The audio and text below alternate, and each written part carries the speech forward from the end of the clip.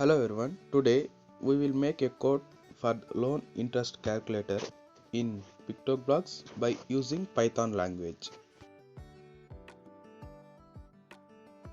And we can see now this is the whole interface of Python coding in PictoBlocks. And this is the code to the loan interest calculator I made.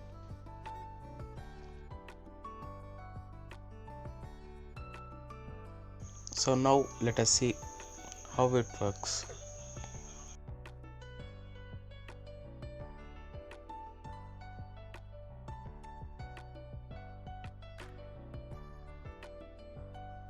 Here the Toby asking to enter the principal.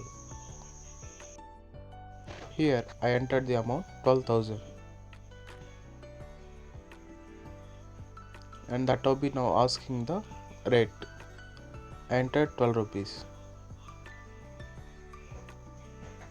and the Toby asking the time. Now I entered 2.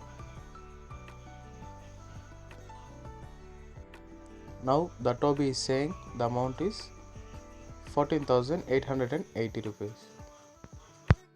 Like this we can make code for simple interest calculator.